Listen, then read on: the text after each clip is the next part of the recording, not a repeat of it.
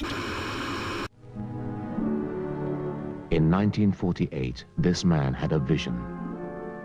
A haunting and terrifying vision of what the world might become before the end of the 20th century. He imagined the world held in a grip of fear. A world of absolute conformity, of continuous surveillance, of organized hatred, and ceaseless war.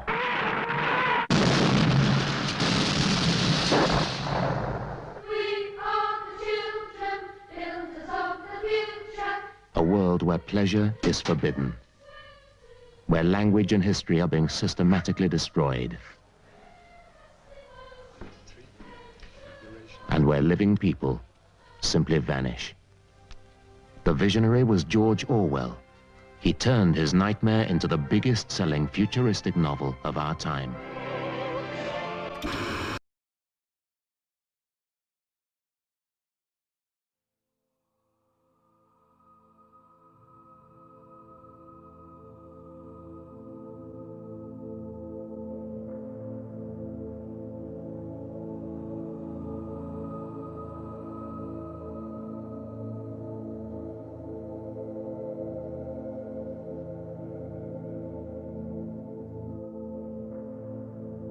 (1984)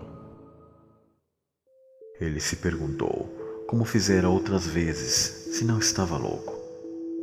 Talvez louco fosse apenas uma parte de si mesmo. Houve um tempo em que era um sinal de loucura acreditar que a Terra girava em torno do Sol. Agora, era loucura acreditar que o passado é inalterável. Talvez ele fosse o único que tinha essa crença, e sendo o único, ele era louco. Mas a ideia de ser louco não o afetou muito. O que o horrorizou foi a possibilidade de estar errado. Ele pegou o livro infantil e olhou para o retrato do grande irmão que preenchia toda a capa. Olhos hipnóticos fixos nos olhos da capa. Era como se uma força imensa começasse a esmagá-lo, algo que penetrasse seu crânio. Atingisse seu cérebro por dentro, aterrorizasse você e quase o convencesse de que era noite quando era dia. No final, o partido anunciaria que 2 e 2 são 5, e você teria que acreditar.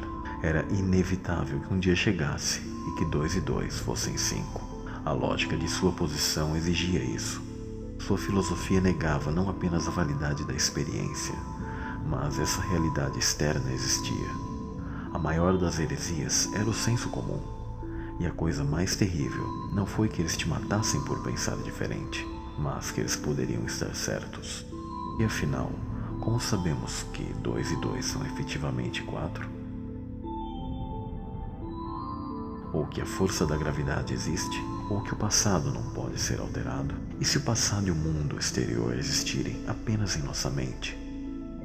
E sendo a mente controlável, também podemos controlar o passado e o que nós chamamos realidade? Como um homem afirma seu poder sobre o outro? Winston pensou um pouco e respondeu, fazendo-o sofrer.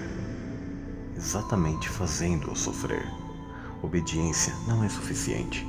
Se ele não sofre, como você pode ter certeza que ele obedece à sua vontade e não à sua própria? O poder está em infligir dor e humilhação. O poder está na capacidade de destruir os espíritos e reconstruí-los, dando-lhes novas formas escolhidas por você.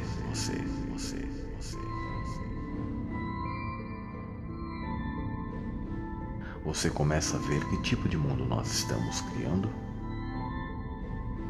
É o oposto, exatamente o oposto daquelas utopias estúpidas e hedonistas imaginadas pelos antigos reformadores. Um mundo de medo, racionamento e tormento. Um mundo de atropelar e ser atropelado. Um mundo que se tornará cada vez mais implacável. O progresso do nosso mundo será a conquista de mais dor. Civilizações antigas sustentavam suas bases no amor ou na justiça. O nosso é baseado no ódio. Em nosso mundo não haverá mais emoções do que o medo, raiva e o triunfo da humilhação. Nós cortamos os laços que uniam um filho com o pai, um homem com o outro, e o homem com a mulher. Ninguém confia em sua esposa, filha, filho ou amigo, mas no futuro não haverá mais esposas ou amigos. As crianças serão retiradas das mães ao nascer, assim como os ovos são removidos da galinha quando ela quer chocá-los. O instinto sexual será rasgado onde persistir. A procriação consistirá de uma formalidade anual, como a renovação do cartão de racionamento. Vamos suprimir o orgasmo. Nossos neurologistas trabalham nisso. Não haverá lealdade. Não haverá mais fidelidade do que a devida ao partido, nem mais amor que o amor do grande irmão. Não haverá riso, exceto o riso triunfante quando um inimigo for derrotado. Não haverá arte, nem literatura, nem ciência. O partido lhe disse para negar a evidência de seus olhos e ouvidos. Essa era a sua ordem essencial. O coração de Winston se encolheu diante do pensamento do enorme poder à sua frente. Facilidade com que qualquer intelectual do partido superaria com sua dialética. Os argumentos sutis que ele nunca poderia entender e ao menos responder. Porém, era ele, Winston, quem tinha razão. Os outros estavam errados, e não era ele quem estava errado. Liberdade é poder dizer livremente que 2 e 2 são 4. Se isso for concedido, todos os outros virão atrás de seus passos da mesma forma. Você já conhece o slogan do partido? Liberdade é escravidão. Já te ocorreu pensar que esta frase é reversível? Sim, a escravidão é liberdade. O ser humano é derrotado sempre que está sozinho, desde que esteja livre. Deve ser assim porque todo ser humano está condenado a morrer irreversivelmente, e a morte é o maior de todos os fracassos. Mas se o homem consegue se submeter completamente, se ele pode escapar de sua própria identidade, se ele é capaz de se fundir com o partido,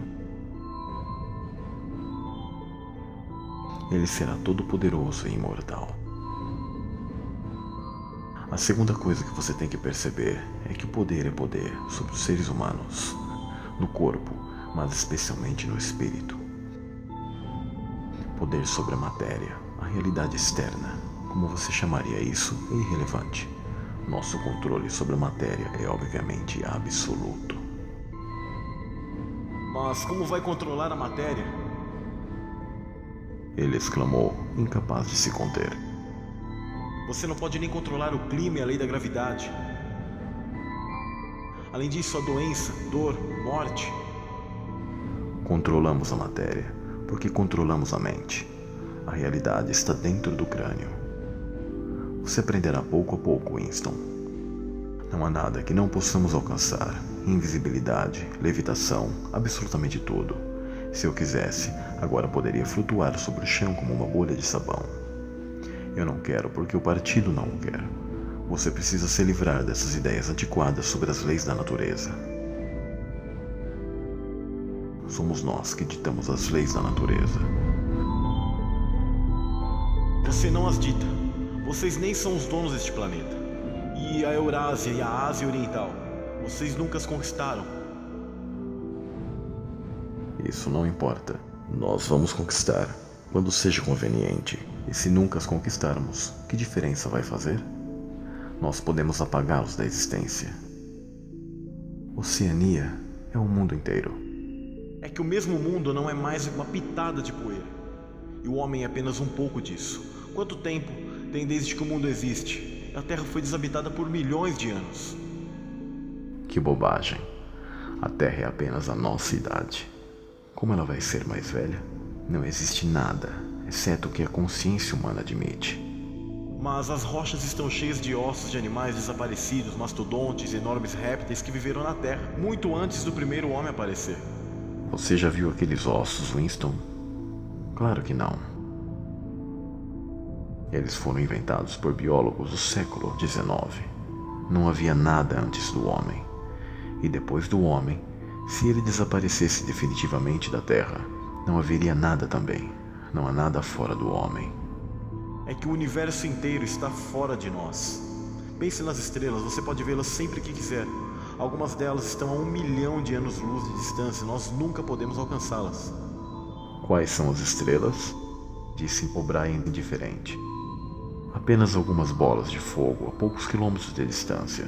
Nós poderíamos alcançá-los se quiséssemos, ou fazê-los desaparecer, apagá-los da nossa consciência. A Terra é o centro do universo. O Sol e as estrelas giram em torno dela. Winston fez outro movimento convulsivo. Desta vez ele não disse nada. O'Brien continuou, como se respondesse a uma objeção que Winston havia feito. Claro que para certos propósitos isso é verdade. Quando navegar no oceano ou quando prever um eclipse, que pode ser apropriado para dar a certeza que a Terra gira em torno do Sol e as estrelas fossem milhões e milhões de quilômetros de nós. Mas o que isso importa? Você acha que um sistema dual de astronomia está fora de nossos meios? As estrelas podem estar próximas ou longe, quando precisamos delas. Você acha que é uma tarefa difícil para nossos matemáticos? Você esqueceu a dialética? Você esqueceu o duplo pensamento?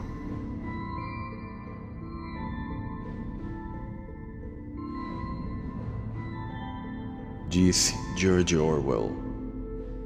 Numa época de engano universal, dizer uma verdade é um ato revolucionário.